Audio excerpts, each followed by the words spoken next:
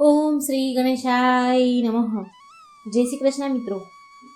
કિસ્મત ક્યારે અને ક્યાં લઈ જાય છે એ ક્યારેય કોઈ નથી જાણતું. ખૂબ જ સરસ મજાની વાર્તા છે. નાની એવી વાર્તા છે, પણ જીવનનું મોટું કામ કરી જવાની છે. ખૂબ જ જ્ઞાન આપવાવાળી આ વાર્તા છે. અંગ અંગમાં જુસ્સો અને હિંમત ભરનારી આ વાર્તા છે.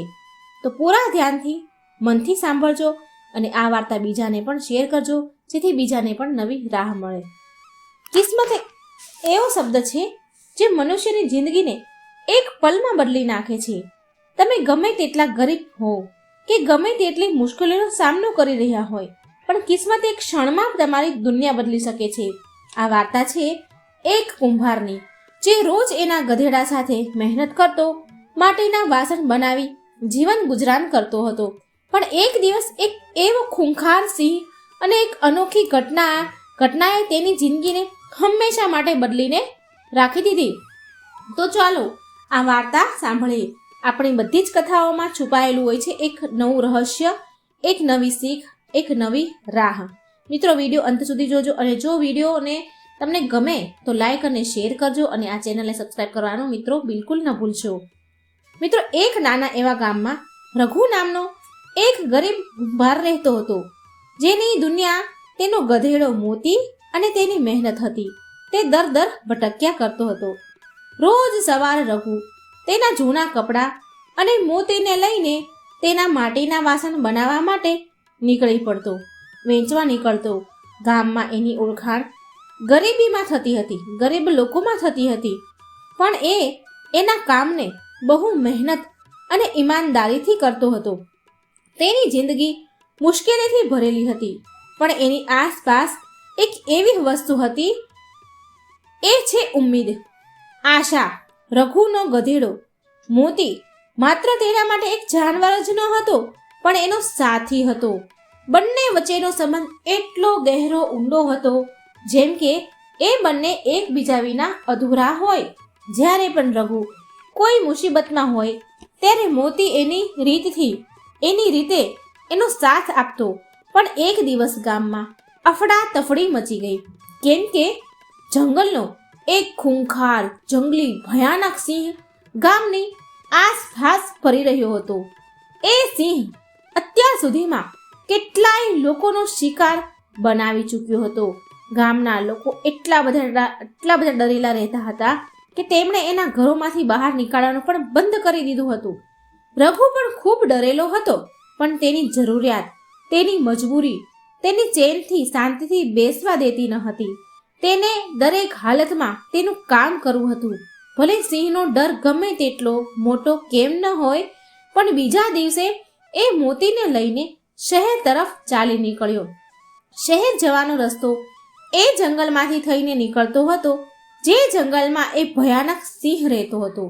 રઘુ ઘણો ડરતો હતો, પણ એ જાણતો હતો કે જો એણે આજે માટીના વાસણ નહીં વેચ્યા, તો આજે એને અને મોતીને ભૂખ્યા પેટે સૂવું પડશે. જેમ તેમ ડરતા એ બંને શહેર પહોંચી ગયા અને એના બધા જ માટીના વાસણ વેચ્યા અને પાછા ઘર તરફ ચાલવા લાગ્યા.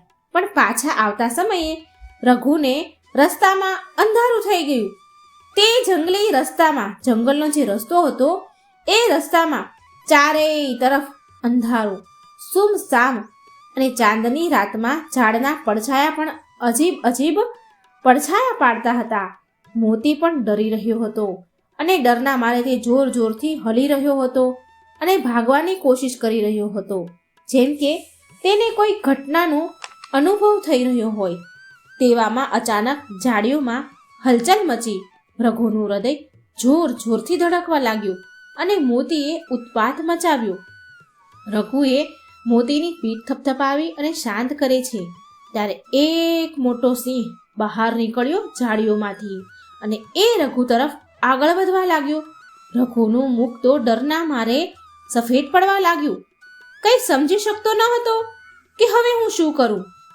પરસેવો છૂટી ગયો, ખૂબ ડરવા લાગ્યો. સિંહ જેવો જ હુમલો કરવાનો હતો કે મોતીએ અચાનક એક જોરદાર લાત સિંહને મારી અને સિંહ ચોંકીને પાછળ હટી ગયો. સિંહ હજી ત્યાં જ ઊભો હતો, પણ મોતી અને રઘુએ હાર ન માની. સિંહ વારંવાર છલાંગ લગાવતો રહ્યો અને મોતી એની તાકાતથી એ સિંહને દૂર ભગાડતો રહ્યો. ઘણી બધી વાર આવું થયું. પછી દરેક વાર મોતીએ સિંહને પાછળ હટાવી દીધો, એની સાથે લડ્યો, માટે મજબૂર કરી દીધો. એને પાછળ હટવા માટે સિંહને મજબૂર કરી દીધો. અંતે સિંહ હાર માનીને જંગલની તરફ ભાગી ગયો. રઘુને જીવમાં જીવ આવ્યો. એને તો એમ થયું કે હવે હું બચી ગયો, જીવમાં જીવ આવ્યો. સમજી લીધું કે આજે મોતીની બહાદુરીએ તેની જિંદગી બચાવી લીધી. ગામ પહોંચીને બધા લોકો મોતીની બહાદુરીની વાત સાંભળીને બધા હેરાન હતા. જેને પણ આ મોતીની વાત સાંભળી એ બધા રઘુ અને મોતીની પ્રશંસા કરતા થાકતા ન હતા. હવે રઘુની ઓળખાણ પણ એક ગરીબમાંથી બદલીને ગામના નાયકમાં થવા લાગી. એની કિસ્મત એવી પલટી કે લોકો દૂર દૂરથી એના માટીના વાસણ લેવા માટે આવવા લાગ્યા. ગરીબી તેની જિંદગીમાંથી જેમ કે હંમેશા માટે ચાલી ગઈ. રઘુ અને મોતીની કહાની ગામના દરેક ઘરમાં ચર્ચાનો વિષય બની ગઈ હતી. ત્યારે જ કહેવાય છે ને કે કિસ્મત ક્યાં અને ક્યારે કેવી રીતે બદલાઈ જાય છે કોઈ નથી જાણતું. ઘણીવાર આપણી સૌથી મોટી મુશ્કેલ આપણી સૌથી મોટી તાકાત જ બની જાય છે. જે મુશ્કેલ હોય એ જ તાકાત બની જાય છે.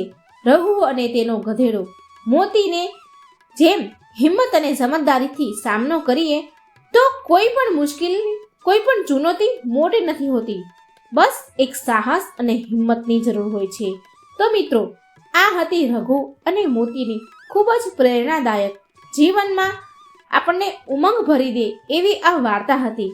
તમને કેવી લાગી એ મને કોમેન્ટ બોક્સમાં જરૂર જણાવજો. આવી જ પ્રેરણાદાયક કહાની માટે આ ચેનલને સબસ્ક્રાઈબ કરવાનું ભૂલશો નહીં. જય શ્રી કૃષ્ણ. રાધે રાધે. Thank you.